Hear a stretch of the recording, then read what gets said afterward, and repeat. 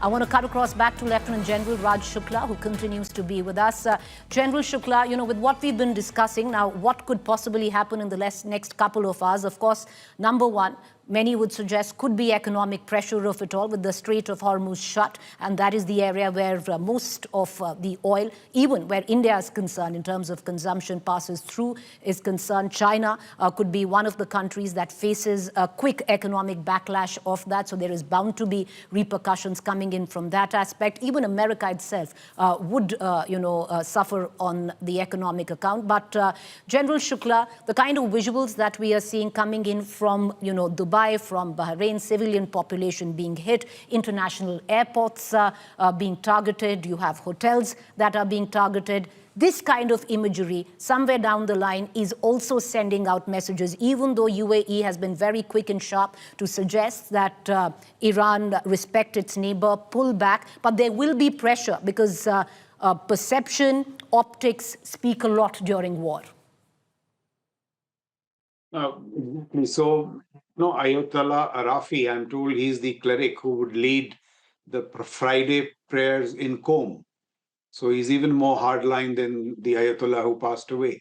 So I mean, ideology remains, and that's why Iran will be a far more difficult nut to crack. What I think will be material, at least in the military dimension, is the use of hypersonics. Now, Iran has, this Fateh 1, Fateh 2, which are hypersonics, which can penetrate the Iron Dome and the Iron Beam with greater ease. But it has limited, these missiles are limited in number. So when these missiles get used, it would be interesting to see how many of those penetrate the Israeli Iron Dome and the shield that it has got.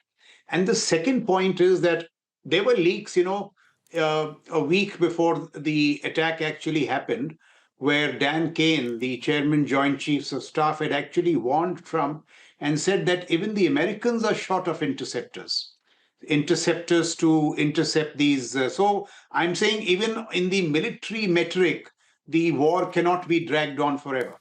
There would be a limit, 7 to 10 days. And then, as you rightly point out, the Strait of Hormuz has been closed since yesterday. And one of the prime consumers of oil, both from Iran and Venezuela, is China.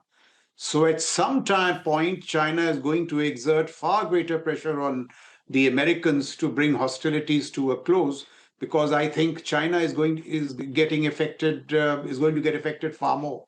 But what really surprises me, that if China and Russia knew that Iran is a friend, is an ally, if it's part of that grouping in this Cold War, what little they did to beef up the air defenses of Iran.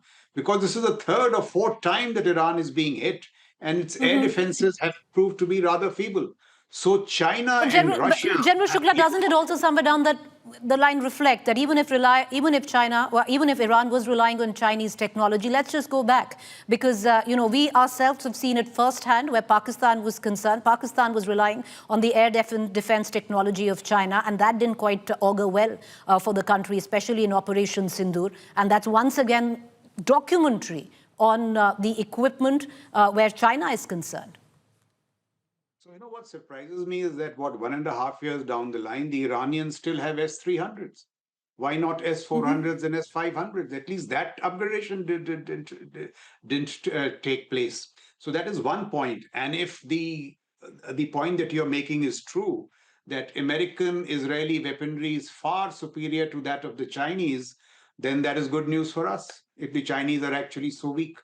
But I suspect the Chinese have been a little lazy, sluggish in giving the Iranians equipment like S-400. And because it's not recent, it's been 1.5 years now when these exchanges have been going on.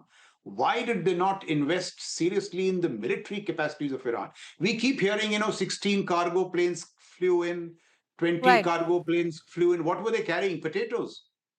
No, but General Raj Shukla, look at it with what's happening in, say, Dubai, where UAE is concerned. UAE also relies mostly on air defense equipment that is provided to it by the United Kingdom. And other than ballistic missiles, they've been able to intercept ballistic missile. But the cheap, low-rung drones that have been the cause of the kind of damage that we see right now, caused by Iran, where Dubai is concerned, and where optics are concerned, extremely damaging for, an Emirati like Dubai, that is documentary in itself as well. So the larger lesson is, it starts from Europe to the countries in the Gulf, also for India, that if hard power is the currency of our age, we should invest far more in defense than we are currently doing. You not only need, systems to intercept drones. Look how the Israelis have invested. Their high energy lasers, their interception costs are virtually zero, and they are far more effective in intercepting drones. And Preeti, just 1 minute. For 4 years, we have a war raging in Ukraine. All these lessons were obvious. So I think I'm not, kind of justifying what's happening, but it is because countries haven't taken defense so seriously. Look at Europe, the richest cohort in the world, and today it has suddenly to jack up its expenditure to 5% of GDP. So we have countries all over the world, have underinvested in defense, underinvested in deterrence. And therefore, you have these scenes playing. But, these are difficult times and these are strange times, General. And I want to bring in Dr. James Dorsey, because until 24 hours ago, who would have thought, nobody in their wildest imagination would have thought that Dubai would be attacked in the manner in which it has been, where, the Burj Khalifa will be hit, the Burj Al Arab will be hit, top hotels would be hit, residential areas would be hit by drones. Who would have thought that? But Dr. James Dorsey, on a larger, level, what do you look like? What does it look like to you? How long will this war sustain? A lot of it will depend on the firepower that possibly Iran's Revolutionary Guard actually has to carry on, especially where hypersonic missiles are concerned. Defense is one end of it. How long do you think this kind of warfare can be sustained? I'm not going to venture a prediction, in part because the decision on how long that war will last is not simply a military decision and in terms of weaponry at one's disposal. It's a political decision too. Theoretically, President Trump could walk away from Iran today saying, we've won, we've killed the Ayatollah. It's now up to the Iranian people. I'm not saying that that's what he's going to do, but I think it's a very slippery slope to try and predict that. Fact of the matter is that Iran will fight to the bitter end. First of all. Second of all, Iran is a master. Iran is a master at asymmetric warfare. It's one of the reasons it doesn't have air defenses is simply sanctions. It's very hard for Iran to purchase sophisticated weaponry. So it's not a question simply of, we didn't take this serious. It's a question of what was available to them, and they've compensated that through asymmetric warfare. But Dr. Dorsey, do you think that's also one of the reasons that the kind of attack that possibly Dubai has come under? Because, we've seen in terms of optics and visuals in Israel, Israel is a war-beaten country, especially in the recent past. We've heard sirens blaring. We've seen the kind of time even the regular citizens spend in bunkers there, but to see that in Dubai, that's also pressure in terms of optics, because Iran knows that those visuals will hit hard. I beg to disagree with you that one should be surprised about targets, whether airports, whether hotels, or other infrastructure being hit by Iran. Iran was very clear.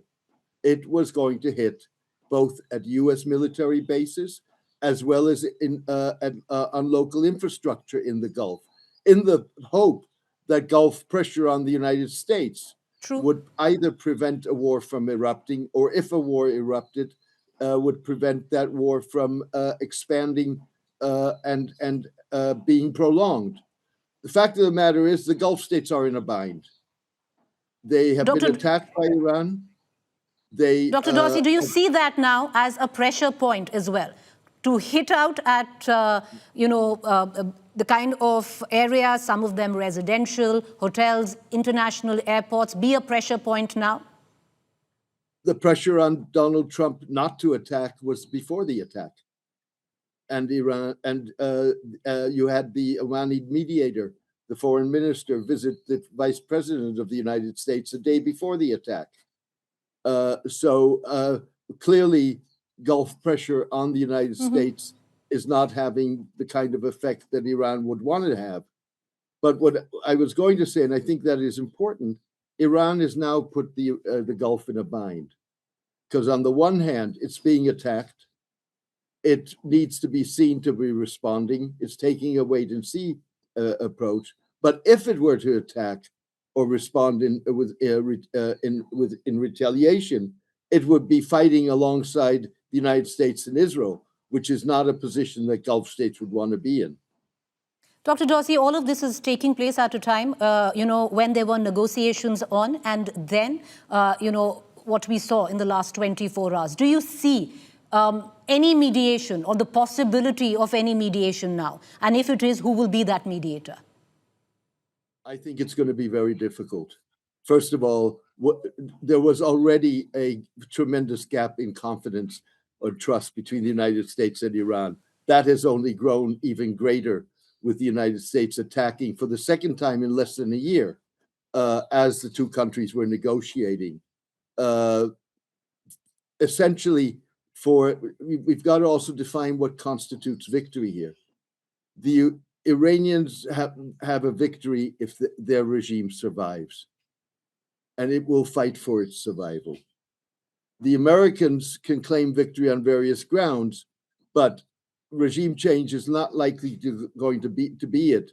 They would have to destroy totally Iran's nuclear facilities, its ballistic missile infrastructure, and even then, survival of the regime would probably be or diminish from whatever victory the Americans and the Israelis would claim. So you see this go down to a bitter end then? At this point, yes. All right.